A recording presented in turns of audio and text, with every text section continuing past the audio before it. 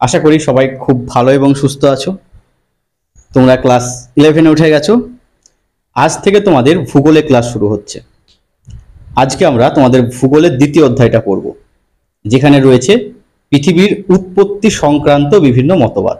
দেখো আমি হেডিং করে নিয়েছি পৃথিবীর উৎপত্তি, অরিজিন অফ আর্থ। এছাড়াও এই অধ্যায়ে আমাদের পড়তে হবে ভূ অভ্যন্তরের গঠন সম্পর্কে। প্রথমে আমাদের পড়তে হবে পৃথিবীর উৎপত্তি সংক্রান্ত বিভিন্ন মতবাদগুলো। এখানে বিভিন্ন মতবাদ রয়েছে আর বিগ ব্যাং থিওরি রয়েছে। পৃথিবীর উৎপত্তি সংক্রান্ত এই মতবাদগুলো পড়ার আগে আমরা আমাদের মহাবিশ্বটাকে একটু ভালো করে জেনে নিই, তাহলে আমাদের বুঝতে সুবিধা হবে। এবং আজকে যে টপিকটা পড়াবো বা যে বিষয়গুলো তোমাদের বলবো, এখান থেকেও কিন্তু তোমাদের প্রচুর এমসিকিউ প্রশ্ন আসতে পারে। তো যেগুলো বলবো খুব মনোযোগ দিয়ে শুনবে এবং অবশ্যই ক্লাসটা খুব মনোযোগ সহকারে করবে, দেখবে তাহলে ক্লাসের মধ্যেই পুরো পড়াটা তোমার রেডি হয়ে যাবে। চলো শুরু করি। দেখো, আমাদের এই যে পৃথিবী রয়েছে, এই পৃথিবীটা কোথায় রয়েছে? আমাদের যে পৃথিবী রয়েছে বা রাতের বেলায় আমরা যদি আকাশের দিকে তাকিয়ে থাকি, আমরা কি দেখতে পাই? আমরা প্রচুর তারা দেখতে পাই, এছাড়াও চাঁদ দেখতে পাই আকাশের দিকে। এই যে তারা বা চাঁদ যেগুলো আমরা আকাশের দিকে দেখতে পাচ্ছি, এই সমস্ত কিছু রয়েছে বা এই সমস্ত কিছুকে নিয়েই বলা হচ্ছে আমাদের মহাবিশ্ব বা ইউনিভার্স। কি বললাম? যত রকম তারা, চাঁদ, পাশাপাশি যত গ্রহাণু বা গ্রহপুঞ্জ, ধূলিকণা, মেঘ, সমস্ত কিছু নিয়েই হচ্ছে আমাদের ইউনিভার্স। আমাদের এই ইউনিভার্স যে কত বড় হতে পারে তা তুমি কল্পনা করতে পারবে না, কারণ বিরাট বড় একটা ইউনিভার্স রয়েছে এবং আমাদের পৃথিবীও সেই ইউনিভার্সেরই একটা অংশ। এই যে ইউনিভার্স কথাটা বলছি, এই ইউনিভার্স বা এই মহাবিশ্ব নিয়ে পড়াশোনাকে কি বলা হয়? কসমোলজি বলা হয়। কি বলা হয়? কসমোলজি। কসমোলজি, এটা তোমাদের প্রথম অধ্যায়ে রয়েছে। মহাবিশ্ব বা ইউনিভার্স নিয়ে পড়াশোনা করাকে বলা হয় কসমোলজি। এর আকৃতি এত বড় যা মানুষের কল্পনার বাইরে, এবং এই মহাবিশ্বের মধ্যে সমস্ত কিছু রয়েছে। তুমি রয়েছো, আমি রয়েছি, আমাদের বাড়িঘর রয়েছে, গাছপালা রয়েছে, সমস্ত কিছুই এই মহাবিশ্বেরই অংশ বা মহাবিশ্বের সঙ্গে জড়িত রয়েছে। এবার দেখো, এরপর আমরা কি পড়ব। মহাবিশ্বর ধারণা আমাদের হয়ে গেল। এই মহাবিশ্বের মধ্যে কি কি রয়েছে বললাম?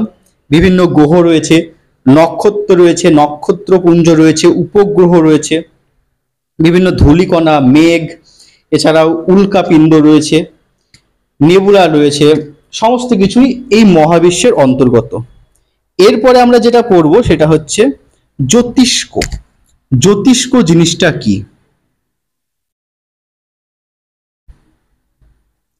জ্যোতিষ্ক জিনিসটা কি?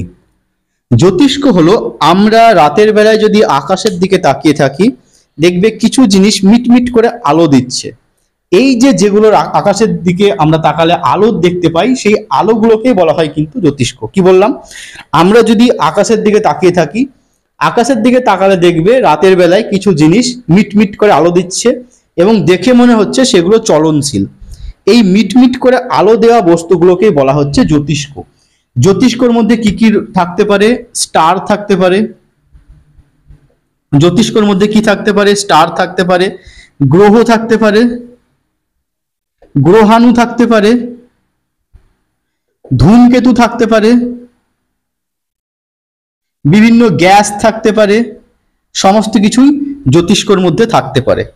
কি বললাম? জ্যোতিষ্কর মধ্যে স্টার থাকতে পারে বা নক্ষত্র থাকতে পারে, গ্রহ থাকতে পারে, গ্রহাণু থাকতে পারে, ধূমকেতু থাকতে পারে, বিভিন্ন গ্যাস থাকতে পারে, বিভিন্ন গ্রহ খণ্ড থাকতে পারে, বিভিন্ন পদার্থ এই জ্যোতিষ্কর মধ্যে থাকতে পারে, যেগুলো আমরা রাতের বেলায় আকাশে তাকালে দেখতে পাই মিটমিট করে আলো দিচ্ছে। এবার দেখো, জ্যোতিষ্কর পর আমাদের যেটা পড়তে হবে সেটা হচ্ছে গ্যালাক্সি। গ্যালাক্সিটা কি?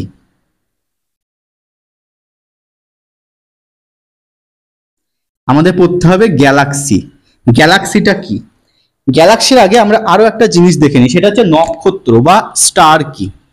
স্টার কি? নক্ষত্র বা স্টার হচ্ছে এমন একটা গ্যাসীয় বস্তু বলতে পারি আমরা, যার নিজস্ব আলো এবং শক্তি আছে। একটা স্টারের উদাহরণ কি হতে পারে? সূর্য।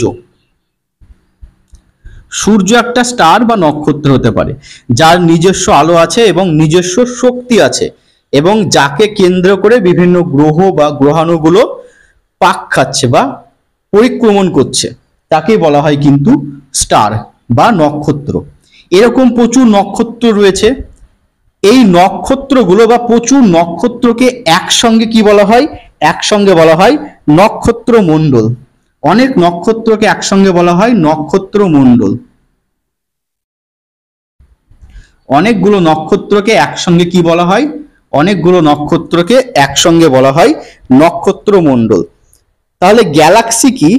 গ্যালাক্সি হচ্ছে এই যে বিভিন্ন নক্ষত্র বা নক্ষত্র মণ্ডলগুলো যে কাল্পনিক পথ বরাবর আবর্তন করছে, সেই পুরো অঞ্চলটাকে বলা হচ্ছে গ্যালাক্সি। একটু ড্রয়িং করে বুঝিয়ে দিচ্ছি। এই ধরো আমাদের সূর্য রয়েছে, সূর্যের চারপাশে বিভিন্ন গ্রহ রয়েছে, সূর্যের চারপাশে এরকম গ্রহগুলো রয়েছে। এই পুরোটাকে বলা হচ্ছে কি? সৌরমণ্ডল। সৌরমণ্ডল। এইরকমই আরো একটা নক্ষত্র মণ্ডল রয়েছে, একই রকম ভাবে আরো একটা নক্ষত্র মণ্ডল রয়েছে।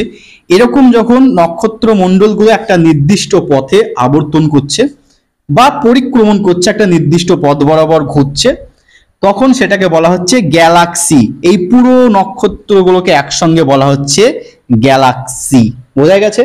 এবার আমাদের জানতে হবে আমাদের সূর্য কোন গ্যালাক্সিতে অবস্থান করছে। আমাদের সূর্য অবস্থান করছে মিল্কি ওয়ে গ্যালাক্সিতে।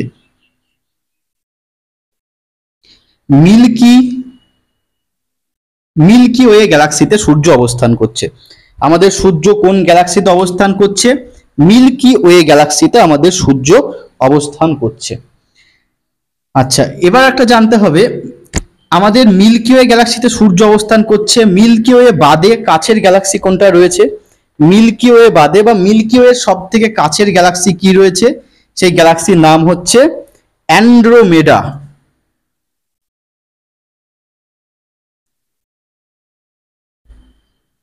অ্যান্ড্রোমেডা। মিল্কি ওয়ের কাছের গ্যালাক্সির নাম কি? অ্যান্ড্রোমেডা। এই নামটা মনে রাখতে হবে, এখান থেকেও এমসিকিউ প্রশ্ন আসতে পারে। কি বললাম? মিল্কি ওয়ে হচ্ছে সূর্যের গ্যালাক্সি বা সূর্য যে গ্যালাক্সিতে অবস্থান করছে তার নাম মিল্কি ওয়ে, এবং মিল্কি ওয়ের কাছের গ্যালাক্সি হচ্ছে অ্যান্ড্রোমেডা। এখান থেকে আরো একটা প্রশ্ন আসতে পারে, আমাদের পৃথিবীর সব থেকে কাছের নক্ষত্র কোনটা বা স্টার কোনটা? সেটা হবে সূর্য। পৃথিবীর সব থেকে কাছের নক্ষত্র সূর্য, বা পৃথিবীর তাপ ও আলোর উৎস হচ্ছে সূর্য। সূর্য বাদে পৃথিবীর সব থেকে কাছের নক্ষত্র কোনটা? সেটা হলো প্রক্সিমা সেন্টারাই। Proxima Centauri. এগুলো তোমরা একটু নোট ডাউন করে নেবে বা বইয়ে আছে সেগুলো দাগিয়ে পড়ে নেবে। কি বললাম? আমাদের পৃথিবীর সব থেকে কাছের নক্ষত্র কোনটা? সূর্য, বা পৃথিবীর তাপ ও আলোর উৎস হলো সূর্য। সূর্য বাদে পৃথিবীর সব থেকে কাছের নক্ষত্র কি? Proxima Centauri. কি বললাম? পৃথিবী বাদে, এই সূর্য বাদে পৃথিবীর সব থেকে কাছের নক্ষত্র কি? Proxima Centauri. এরপরে আমরা যেটা পড়বো সেটা হচ্ছে গ্রহ। গ্রহ কি সেটা আমরা জানবো। তার আগে বোর্ডটা একটু পরিষ্কার করে নিচ্ছি।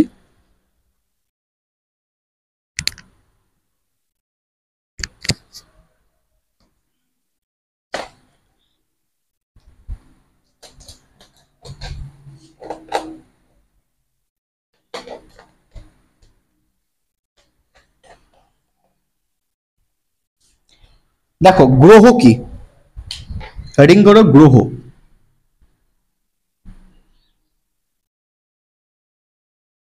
গ্রহ কি? গ্রহ হলো নক্ষত্রকে কেন্দ্র করে, নক্ষত্রকে আগেই বললাম যার নিজস্ব তাপ ও আলো রয়েছে। এই ধরো সূর্য একটা নক্ষত্র। গ্রহ হলো এমন বস্তু যেটা নক্ষত্রকে কেন্দ্র করে নির্দিষ্ট পথে পরিক্রমণ করছে, কিন্তু যার নিজস্ব তাপ ও আলো নেই, তাকে বলা হয় গ্রহ। কি বললাম? গ্রহ হলো এমন কিছু বস্তু যা নক্ষত্রকে কেন্দ্র করে নির্দিষ্ট কক্ষপথে পরিক্রমণ করছে এবং যার নিজস্ব কোনো আলো এবং তাপ নেই, তাকে বলা হয় গ্রহ। যেমন পৃথিবী একটা গ্রহ। এইরকম সূর্যের কতগুলো গ্রহ রয়েছে? সূর্যের মোটে 8টা গ্রহ রয়েছে। সূর্যের 8টা গ্রহ রয়েছে এবং 5টা বামন গ্রহ রয়েছে। সূর্যের 8টা গ্রহ রয়েছে এবং 5টা বামন গ্রহ রয়েছে। 8টা গ্রহর নাম কি কি তার আগে একটু বলে দিই তোমাদের, গ্রহ এবং বামন গ্রহের পার্থক্য কি। গ্রহগুলো নির্দিষ্ট কক্ষপথে নক্ষত্রকে পরিক্রমণ করে বা গ্রহের নিজস্ব কক্ষপথ রয়েছে, কিন্তু বামন গ্রহের নিজস্ব কক্ষপথ নেই। পাশাপাশি গ্রহগুলো তার কক্ষপথে কোনো মহাজাগতিক বস্তু আসলে সেগুলোকে সরিয়ে দিতে পারে, কিন্তু বামন গ্রহ তার কক্ষপথে কোনো মহাজাগতিক বস্তু এলে সেগুলোকে সরিয়ে দিতে পারে না। এই হলো গ্রহ এবং বামন গ্রহের পার্থক্য। সূর্যের কতগুলো গ্রহ রয়েছে? সূর্যের 8টা গ্রহ রয়েছে এবং 5টা বামন গ্রহ রয়েছে। সূর্যের গ্রহগুলোর নাম কি? সবার প্রথমে যে গ্রহটা রয়েছে সেই গ্রহটার নাম হচ্ছে বুধ। বুধ। বুধের পরে রয়েছে শুক্র। বুধের পরে রয়েছে শুক্র। শুক্রর পরে রয়েছে পৃথিবী। পৃথিবী। পৃথিবীর পরে রয়েছে মঙ্গল। মঙ্গলের পরে রয়েছে বৃহস্পতি। বৃহস্পতির পরে রয়েছে শনি। শনির পরে রয়েছে ইউরেনাস। ইউরেনাসের পরে রয়েছে নেপচুন। কি বললাম? সূর্যের 8টা গ্রহ, গ্রহগুলোর নাম কি কি বললাম? বুধ, শুক্র, পৃথিবী, মঙ্গল, বৃহস্পতি, শনি, ইউরেনাস এবং নেপচুন। এবং এর পরে রয়েছে প্লুটো, যেটাকে 2006 সালে বামন গ্রহ ঘোষণা করা হয়েছে। প্লুটো। এরপরে রয়েছে প্লুটো, যেটাকে IAU বা ইন্টারন্যাশনাল অ্যাস্ট্রোনমিক্যাল ইউনিয়ন, IAU বা ইন্টারন্যাশনাল অ্যাস্ট্রোনমিক্যাল ইউনিয়ন, যেটাকে বামন গ্রহ রূপে ঘোষণা করেছে, কারণ এগুলো গ্রহর বৈশিষ্ট্য মেনে চলে না প্লুটো, এই কারণে প্লুটোকে বামন গ্রহ বলা হয়েছে। তো সূর্যের যে গ্রহগুলো রয়েছে, গ্রহগুলোর নাম কি আরো একবার বলে দিই? বুধ, শুক্র, পৃথিবী, মঙ্গল, বৃহস্পতি, শনি, ইউরেনাস এবং নেপচুন। দেখো, এবার যদি পরীক্ষায় প্রশ্ন আসে সূর্যের সব থেকে কাছের গ্রহ কোনটা, অ্যান্সার কি হবে? বুধ। আমরা দেখতেই পাচ্ছি ছবিতে, সব থেকে কাছের গ্রহ বুধ। এবং সব থেকে দূরের গ্রহ কি? সব থেকে দূরের গ্রহ নেপচুন। সূর্যের সব থেকে কাছের গ্রহ কি? কাছের গ্রহ বুধ। এবং দূরের গ্রহ কি? দূরের গ্রহ হলো নেপচুন। এরপরে প্রশ্ন চলে আসলো সূর্যের সব থেকে ছোট গ্রহ কোনটা, বা সৌরমণ্ডলের আকারে সব থেকে ছোট গ্রহ কোনটা? বুধ হবে সব থেকে ছোট গ্রহ। সব থেকে ছোট গ্রহ হবে বুধ। এবং সৌরমণ্ডলের সব থেকে বড় গ্রহ কোনটা? বড় গ্রহ হবে বৃহস্পতি। বড় গ্রহ হবে বৃহস্পতি। সব থেকে ছোট গ্রহ হবে বুধ এবং সব থেকে বড় গ্রহ হবে বৃহস্পতি।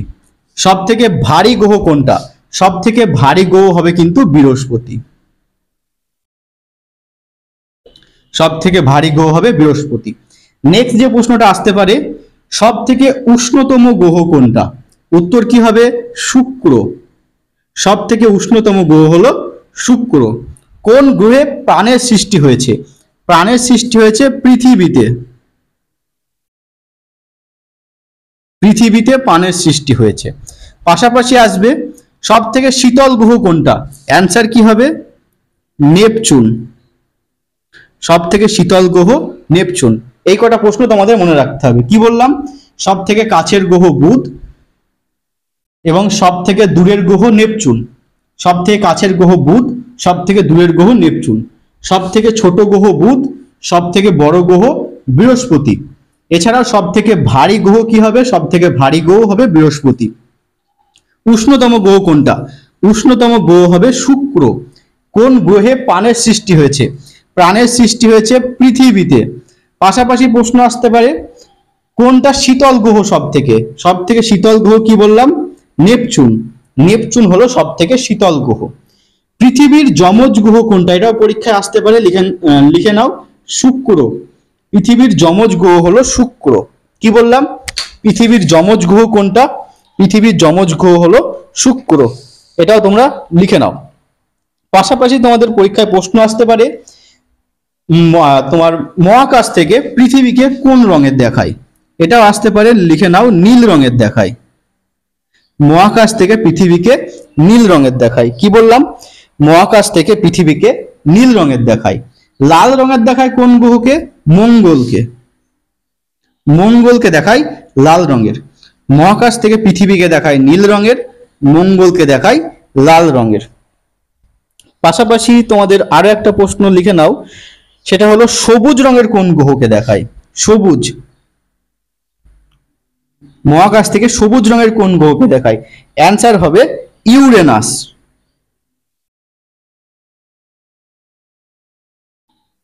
ইউরেনাস, মহাকাশ থেকে সবুজ রঙের দেখায় ইউরেনাসকে। বোঝা গেছে যে কটা প্রশ্ন বললাম? রঙগুলো একটু বলে দিই। নীল রঙের দেখায় পৃথিবীকে, মঙ্গলকে দেখায় লাল রঙের, এবং ইউরেনাসকে মহাকাশ থেকে দেখায় সবুজ রঙের।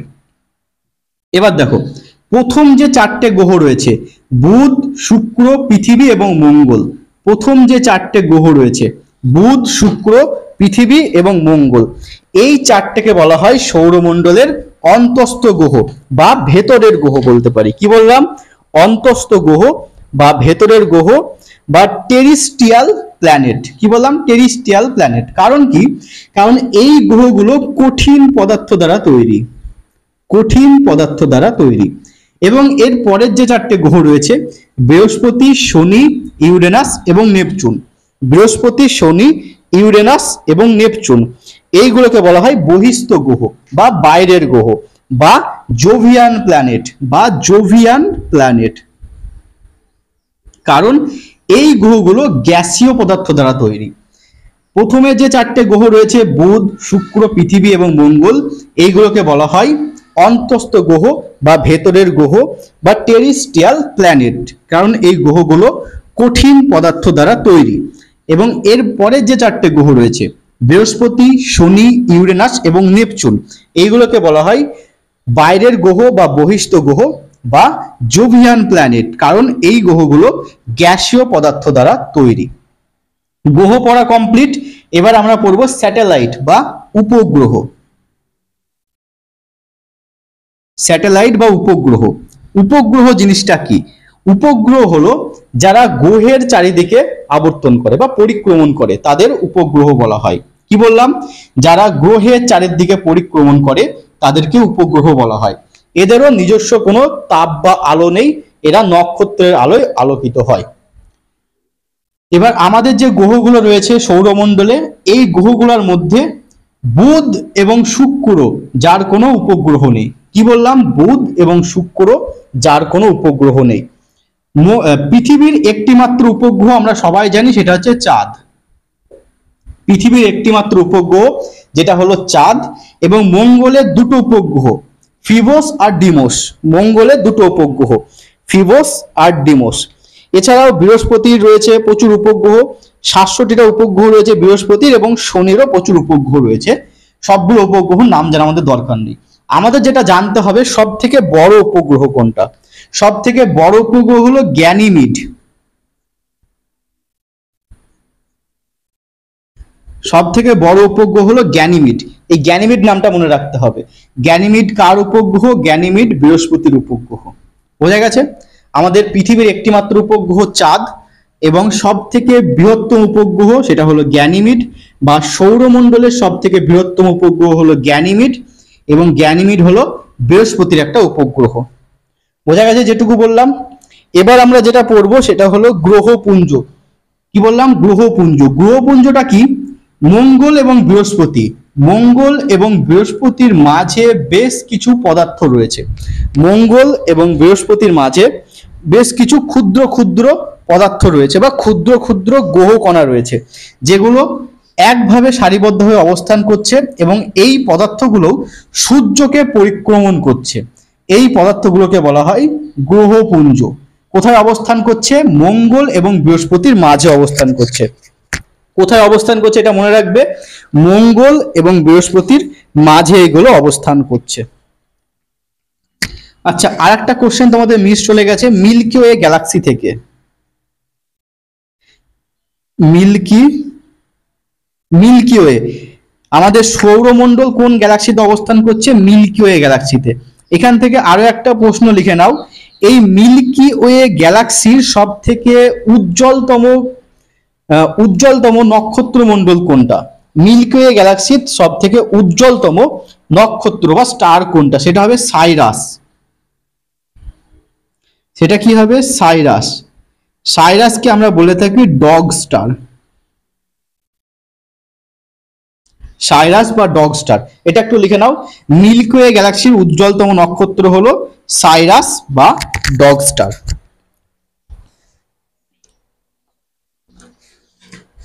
আচ্ছা, এবার এই যে গ্রহগুলো সম্পর্কে তোমাদের বললাম, এই গ্রহগুলো আবর্তন করে এবং পরিক্রমণ করে। আবর্তন কাকে বলে? যখন কোনো গ্রহ তার নিজস্ব কক্ষপথে ঘোরে তখন তাকে বলা হয় আবর্তন করা। যখন কোনো গ্রহ তার নির্দিষ্ট কক্ষপথে ঘোরে তখন তাকে বলে আবর্তন করা, এবং যখন সেটা পুরো সূর্যের চারিদিকে ঘুরছে তখন সেটাকে বলা হচ্ছে পরিক্রমণ করা। কি বললাম? যখন নিজের কক্ষপথে ঘুরছে সেটা হচ্ছে আবর্তন করা, যখন সূর্যের চারিদিকে ঘুরছে সেটা হচ্ছে পরিক্রমণ করা। গ্রহগুলো কোন দিক থেকে কোন দিকে পরিক্রমণ করে? যত গ্রহ রয়েছে প্রতিটা গ্রহই পশ্চিম থেকে পূর্বে পরিক্রমণ করে। কি বললাম? যত গ্রহ রয়েছে সমস্ত গ্রহই পশ্চিম থেকে পূর্ব দিকে পরিক্রমণ করে। পশ্চিম থেকে পূর্ব দিকে পরিক্রমণ করে, কিন্তু দুটো মাত্র গ্রহ পশ্চিম থেকে পূর্বে পরিক্রমণ করে না। সেগুলো কি? সেগুলো শুক্র এবং নেপচুন। শুক্র এবং নেপচুন, এই শুক্র গ্রহ পূর্ব থেকে পশ্চিমে পরিক্রমণ করে।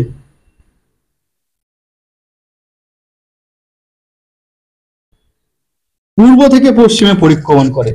সূর্য এবং শুক্র এবং নেপচুন বাদে বাকি যে গ্রহগুলো রয়েছে সেগুলো পশ্চিম থেকে পূর্বে পরিক্রমণ করে। একমাত্র শুক্র আর নেপচুন পূর্ব থেকে পশ্চিমে পরিক্রমণ করে। সমস্ত গ্রহ পশ্চিম থেকে পূর্বে পরিক্রমণ করে, শুক্র আর নেপচুন পূর্ব থেকে পশ্চিমে পরিক্রমণ করে। শুক্রকে বলা হয় পৃথিবীর বামন গ্রহ। শুক্রকে বলা হয় পৃথিবীর ব্রাদার্স বলা হয়, ব্রাদার্স বা ভাই। কেন বলা হয়? কারণ শুক্র পৃথিবীর আকার মোটামুটি একই রকম, এই কারণে শুক্রকে পৃথিবীর ভাইও বলা হয়। আর রাতের বেলায় সব থেকে উজ্জ্বল যে তারাটা আমরা দেখতে পাই সেটাও কিন্তু শুক্র গ্রহ। রাতের বেলায় আকাশে আমরা সব থেকে উজ্জ্বল যে তারাটা দেখতে পাই সেটাও কিন্তু শুক্র গ্রহ। আশা করি যেটুকু বললাম বুঝতে পেরেছো। এরপরে আমরা পৃথিবী সম্পর্কে দেখব, কারণ পৃথিবী থেকেও তোমাদের মেলা প্রশ্ন আসে।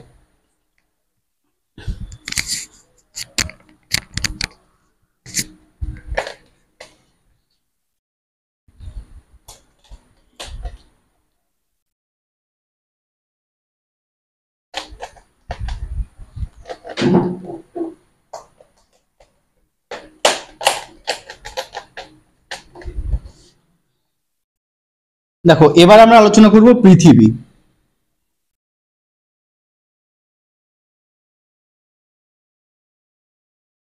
পৃথিবী পৃথিবী সৌরজগতের কততম গ্রহ? থার্ড, 3 নম্বরে অবস্থান করছে পৃথিবী। পৃথিবীকে নীল গ্রহ বলা হয়,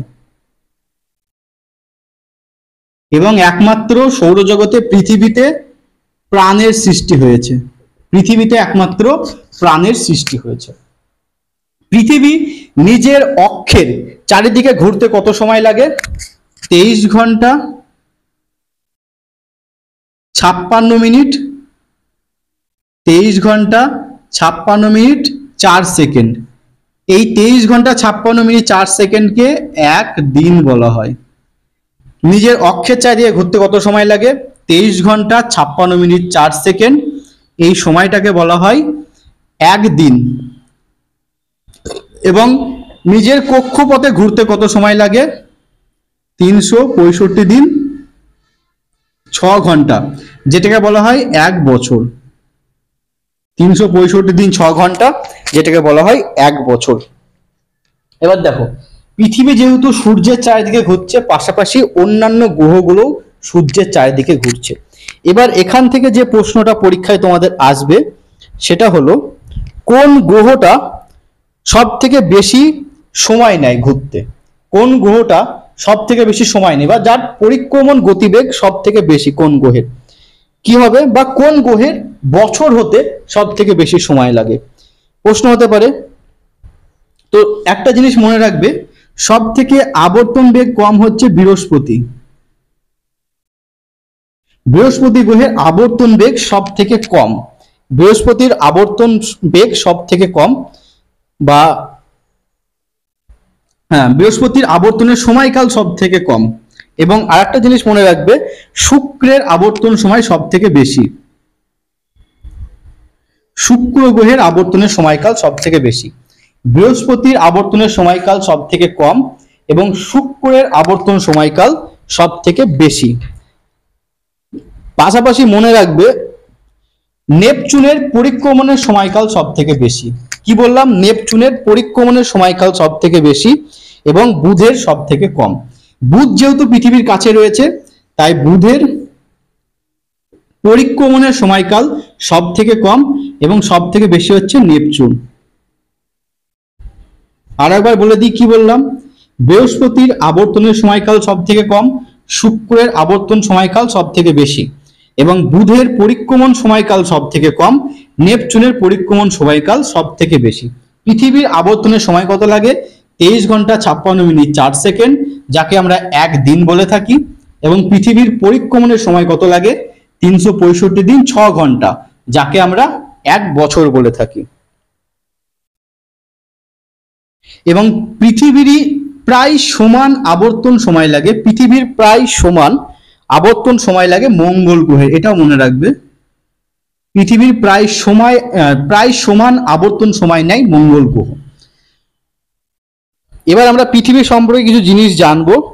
আমাদের পৃথিবী হচ্ছে সৌরজগতের 3র্ডতম গ্রহ, পৃথিবীকে নীল গ্রহ বলা হয় এবং পৃথিবীতে প্রাণের অস্তিত্ব রয়েছে। পৃথিবীর যমজ গ্রহ কি বললাম, শুক্রকে বলা হচ্ছে, কারণ শুক্রের আকৃতি প্রায় পৃথিবীর মতো। পৃথিবীর একটা উপগ্রহ রয়েছে যার নাম চাঁদ। এবার আমরা জানবো পৃথিবীর ব্যাসার্ধ কত। পৃথিবীর ব্যাসার্ধ প্রায় 6400 কিমি, রাউন্ড ফিগারে বললাম তোমাদের, প্রায় 6400 কিমি। পৃথিবীর ব্যাসার্ধ প্রথম কে মেপেছিল, এরাটোস্থেনিস।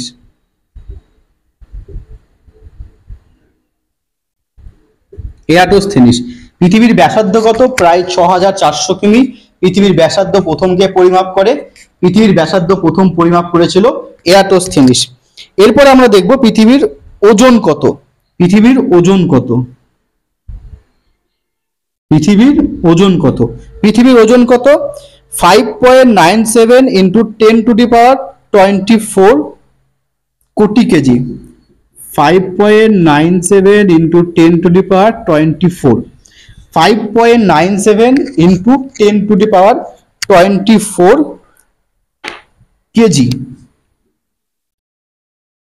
কেজি, এটা হচ্ছে পৃথিবীর ওজন। নেক্সট আমরা যেটা দেখবো সেটা হচ্ছে পৃথিবীর পরিধি কত। পৃথিবীর পরিধি কত,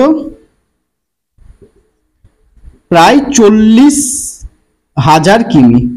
পৃথিবীর পরিধি কত, প্রায় 40,000 কিমি। পৃথিবীর ব্যাসার্ধ 6400 কিমি। পৃথিবীর ওজন 5.97 ইন্টু 10⁻24 কেজি। পৃথিবীর পরিধি প্রায় 40,000 কিমি। আচ্ছা, পরিধি আমরা কি করে মাপি বলতো? পরিধি আমরা মাপি 2πr, এটা হচ্ছে পরিধি মাপার সূত্র, 2πr। যদি আমরা ব্যাসার্ধকে এখানে বসিয়ে দিই, আরটাকে ব্যাসার্ধ হয়ে যদি বসিয়ে দিই, আমাদের পরিধি চলে আসবে। এরপরে আমরা দেখবো সেটা হলো সূর্য থেকে পৃথিবীর দূরত্ব।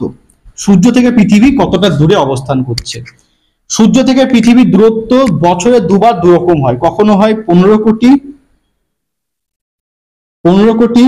20 লক্ষ কিমি, কখনো হয় 14 কোটি 70 লক্ষ কিমি। 15 কোটি 20 লক্ষ কিমি মানে হচ্ছে যখন পৃথিবী সূর্য থেকে দূরে অবস্থান করছে, এই সময় দিন বড় হয় এবং রাত ছোট হয়। এই 15 কোটি 20 লক্ষ কিমিকে আমরা বলি অপসূর অবস্থান এবং 14 কোটি 70 লক্ষ কিমিকে আমরা বলি অনুসূর অবস্থান। তো যদি আমরা মোটামুটি এটা গড় করি, আমাদের দ্বারাই 14 কোটি 95 লক্ষ কিমি। পৃথিবী থেকে সূর্যের দূরত্ব 14,95,00,000 কিমি। এই যে দূরত্ব, এই দূরত্বের মাপটাকে আমরা কি বলি? পৃথিবী থেকে সূর্যের যে দূরত্ব, সেই দূরত্বের মাপটাকে আমরা বলি অ্যাস্ট্রোনমিক্যাল ইউনিট। কি বললাম? সেই দূরত্বের মাপটাকে আমরা বলি অ্যাস্ট্রোনমিক্যাল ইউনিট। পৃথিবী থেকে সূর্যের যে দূরত্ব, সেই দূরত্বের মাপটাকে আমরা বলি অ্যাস্ট্রোনমিক্যাল ইউনিট। এরপর আমরা কি দেখব? এরপর আমরা দেখব আমাদের যে পৃথিবী রয়েছে, পৃথিবীর গড় তাপমাত্রা কত। গড় তাপমাত্রা হচ্ছে 15 ডিগ্রি। কোথাও আমরা জানি খুব বেশি গরম পড়ে, কোথাও খুব কম। তো মোটামুটি যদি গড় করি, আমাদের গড় দাঁড়ায় 15 ডিগ্রি সেলসিয়াস। পৃথিবীর গড় তাপমাত্রা দাঁড়ায় 15 ডিগ্রি সেলসিয়াস। এবার দেখো, আমাদের যে পৃথিবী রয়েছে, পৃথিবীতে বায়ুমণ্ডল রয়েছে। বায়ুমণ্ডল প্রায় পৃথিবীর ভূপৃষ্ঠ থেকে 10,000 কিমি পর্যন্ত বায়ুমণ্ডল রয়েছে। কিন্তু পৃথিবীর ভূপৃষ্ঠ থেকে গভীরে বা সমুদ্র তলদেশে প্রায় 9 কিমি এবং ভূপৃষ্ঠ থেকে প্রায় 10 থেকে 12 কিমির মধ্যে প্রাণের অস্তিত্ব লক্ষ্য করা যায় বা জীব জগতের অস্তিত্ব লক্ষ্য করা যায়। এই কারণে এই অঞ্চলটাকে বলা হয় জীবমণ্ডল বা বায়োস্ফিয়ার। কি বললাম? সমুদ্র গভীরে প্রায় 9 কিমি এবং ভূপৃষ্ঠ থেকে প্রায় 12 বা 15 কিমির মধ্যে বিভিন্ন প্রাণের অস্তিত্ব রয়েছে বা জীবমণ্ডল গড়ে উঠেছে। এই কারণে এই অঞ্চলটাকে বলা হচ্ছে জীবমণ্ডল, জীবমণ্ডল বা বায়োস্ফিয়ার। জীবমণ্ডল বা বায়োস্ফিয়ার। তো এই ছিল তোমাদের পৃথিবী সম্পর্কে ক্লাসটা। নেক্সট দিন ক্লাসে আমরা কি দেখবো? নেক্সট দিন ক্লাসে আমরা পৃথিবীর উৎপত্তি সংক্রান্ত যে মতবাদগুলো রয়েছে, কান্টের মতবাদ রয়েছে, গ্যাসীয় মতবাদ রয়েছে, নেবুলা থিওরি রয়েছে, নেবুলা হাইপোথিসিস রয়েছে বা নীহারিকা মতবাদ রয়েছে, বিগ ব্যাং থিওরি রয়েছে, এই থিওরিগুলো নিয়ে আলোচনা করব। তো আজকে যেটুকু বললাম আশা করি বুঝতে পেরেছো। বাড়িতে একবার খুব ভালো করে বইটা পড়ে নেবে, দেখবে পুরো বিষয়টা মনে থেকে যাবে। চলো তাহলে ক্লাসটা এখানে শেষ করি। সবাই ভালো থেকো এবং মন দিয়ে পড়াশোনা করো।